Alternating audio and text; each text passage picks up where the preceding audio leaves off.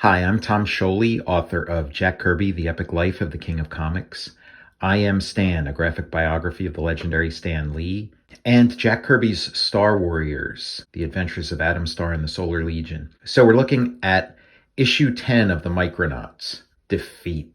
Great cover, great mix of old and new. You have sort of those classic sort of Kirby-esque flourishes combined with these manga-esque Michael Golden flourishes. Just a really great cover, great color, great composition. And yeah, it's issue 10. The finale's issue 12. We're getting into the home stretch. Things really start sort of solidifying here. And it's just kind of exciting. You can feel the approach of the conclusion. Like, it really does feel like everything's coming together. The threads are falling into place. We're going to get a nice payoff, the kind of payoff you don't usually get in a standard comic book, definitely during this era. High above Spartak, the Micronauts engage the battle fleet of Baron Karza. Your beloved Commander Ran has fallen. Withdraw, Princess Mary, or join him in death. So Arcturus Ran's ship crashed into Baron Karza's force field during a suicide run, and we didn't see what happened to Arcturus Ran. It seemed like he might have been crushed in the wreckage, but he's there. At least, his body is intact. Curse you, Karza. You slew my parents, conquered my world. I'll not let you harm the man I love. Bill Mantlo and Michael Golden, writer, storytellers, artist. Al Milgram, editor, inker. Jim Shooter, editor-in-chief. D. Albers, letters. C. Gafford, color. It's just sort of all-out action, and Baron Karza is decimating the Micronauts' force. Bug and Microtron are squaring off with some of these Phobos units. Bug destroys one of them, but in so doing creates an antimatter implosion, destroying, one of the fuel pods. So he destroys the Phobos unit, but seemingly destroys himself too. And Microtron is just, upset about all of this. Lost one of his friends. Mary has crashed, and now she's at Baron Karza's mercy, along with Arcturus Ran, getting a transmission from Major Dark, who's about to start the ground invasion, the ground war of Spartak. The Micronauts have failed Lady Cilicia. Spartak is now defenseless. Baron Karza has everything pretty much wrapped up. Bug seems to be dead. He's captured Mary and Arcturus, and so he's heading back to Homeworld to pry the secret of the Enigma Force from Commander Ran. Biotron's there, and Shaitan is gloating, and Cilicia, smacks him, and his mask is knocked off, and we see that he looks just like his brother Croyer, except his albino condition.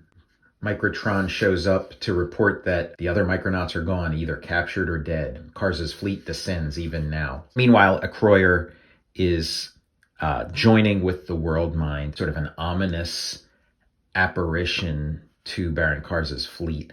I feel like the color holds on this panel aren't quite right. They're not quite doing the trick. I think there could have been a better employment of it, but still, very odd, very intimidating looking image. So, it gets the point across. I just feel like it could be more aesthetically pleasing. Arcturus, you can't be dead. I love you. How touching. I wonder if you'll still love what's left when I'm through with the commander. The rebellion will stop you, Karza. So now that's a nice segue to see what's going on back on Homeworld. Force Commander and Slug, with the help of the Shadow Priests, have been victorious against the aristocracy of Homeworld. Open all the cells, free those in the pleasure pits. We must fortify the body banks before Baron Karza returns. What of the rich? Will you fight with us for a return to your precious democracy, where we're treated as equals by the rabble? Never. Karza offered us eternal life. What can you give us? A quick death, parasites. So again, there's that sort of 70s edge. The revolution is now. This isn't your dad's Marvel comic. Filth. For centuries, they've been buying continued existence at the cost of our suffering. No more. The stolen bodies they wore once belonged to friends. So yeah, the rebellion is not fucking around. Never have I beheld a woman like this rebel chieftain Slug. What a queen she would make. Force Commander, Karza's dog soldiers have rallied. Karza's artillery is now commencing their attack. So it's the siege of the body banks. And now Karza's flagship has returned. Things might not be going so great for the rebellion after all. Now we're back on Spartak, and now we're seeing the result of Akroyer's merging with the world mind. And so he's controlling the planet as a living organism. The Akroyers are throwing pieces of their planet at us. By the ancient planet pact, I decree no invader may lay claim to Spartak. And so we get these close-ups on Akroyer as he's, using the powers of the world merge, the world mind, and we get like a stat of the previous panel, and that'll be done a number of times. And it's not quite working for me. It's maybe if that were a color hold or something, it might work a little better, but I don't know. I wish they would have, communicated that some other way. But, it's again, it's not quite, aesthetically pleasing, but it is communicating what it needs to communicate story-wise. So, the play is the thing. I just wish it were a little, I just want another, fresh Michael Golden drawing rather than a stat. And so the invasion continues. Really great final panel of the homeworld fleet, making its way towards the surface of Spartak. Spartak is just such a cool design, the planet itself, and just the way the chiaroscuro of this panel, how, it dissolves into darkness, just really wonderful. The world mind, world merge stuff continues now. The planet itself rises against them. Mile-high cliffs rising to smash our ships. Rise, you mountains, from the body of our world to smash our enemies. Half our fleet destroyed in seconds. Land will storm the Akroyers on the ground. Rise, you flames, from the molten core of our world to burn our enemies. And now we cut back to Akroyer embedded in this crystal chamber. Just a really amazing visual. Like I said about the previous issue, this kind of stuff really speaks to me. Now, hoary host world of the Akroyer race, crush the foe in thy deadly embrace. There is a deep roar like the sound of granite groaning or mountains moving at Akroyer's command. This is where, the characters become part of myth and legend. The very myths and legends and gods of their world, they become part of that story. And we're going to see some more of that in the next 2 issues. Major D'Arc is leading this invasion, and it's not going well. The planet is increasing its gravity and sucking the fleet into, chasms within itself. But now Major Dark, looking, as evil as can be, very Wrightson-esque. He's ready to turn up the heat. Heed me, I'm changing the battle order. The Akroyers must pay for their resistance. Spare no one, man, woman, or child. Instead of subjugating, we will destroy. And so we get, panel after panel of just, cruelty and carnage. Again, it's that 70s edge. This has the sort of, Marvel Comics kind of fun feel. And then every now and then there's some of the old ultraviolence thrown in and just really, makes it, it's very potent, cruelty on a scale that you wouldn't see from a Marvel villain around this time. Destroy, destroy, destroy. As the blood of its people seep into its rocky soil, the world of Spartak undergoes violent upheavals. The giant cliffs themselves topple on the merciless invader. It's kind of like the Ewoks and stuff, that the Akroyers are being slaughtered. And then Cilicia says, this slaughter will stop. To me, warriors, let Spartak run red with the blood of our enemies. Lots of great Kirby crackle there, great pose. This seems like something that could be straight out of the New Gods.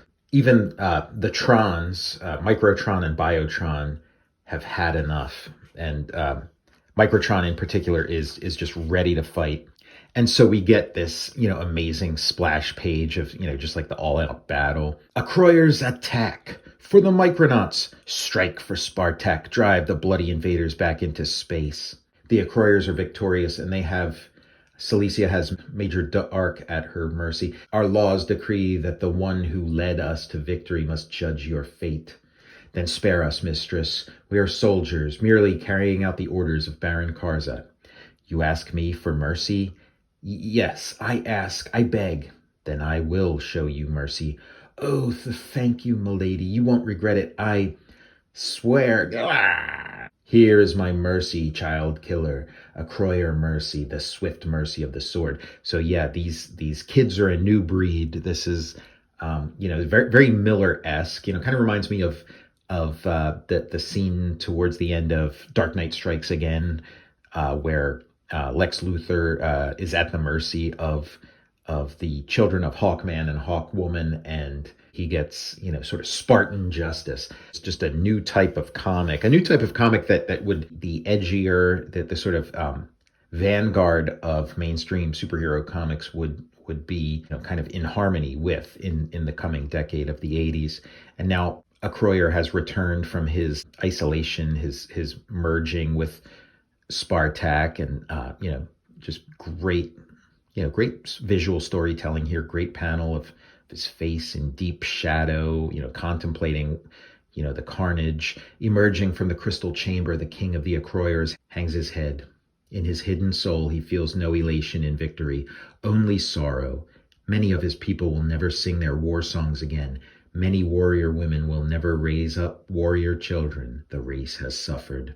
And it can be truly said that it was his brother who brought them to this. Shaitan, you will be returned to the judgment tower, there to await the decision of the elders regarding your fate. I will abide by their decision. From this day forward, I have no brother. It's so easy to condemn me to death, isn't it? You've always hated me because of the same accident of birth that made you a king, made me a freak, an outcast. Never have you heard me call you that, save in your own maddened mind. No, brother, I do not hate you. Not that you'll ever understand that.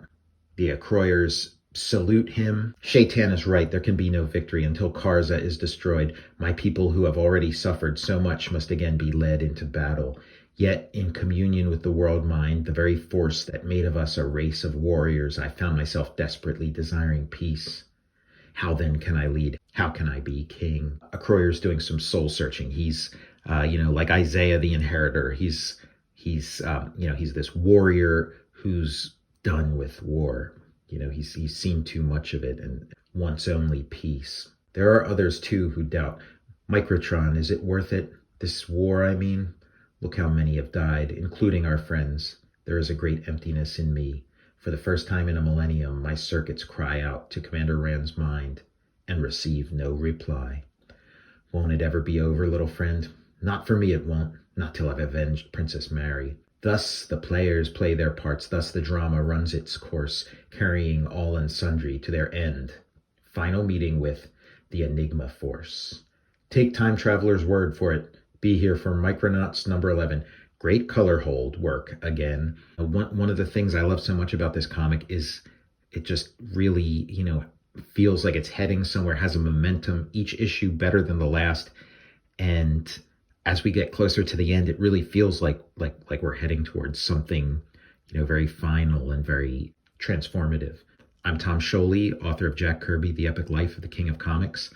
I Am Stan, a graphic biography of the legendary Stan Lee, and Jack Kirby's Star Warriors, starring Adam Starr and the Solar Legion from Image Comics. I'll see you next time for Micronaut Monday.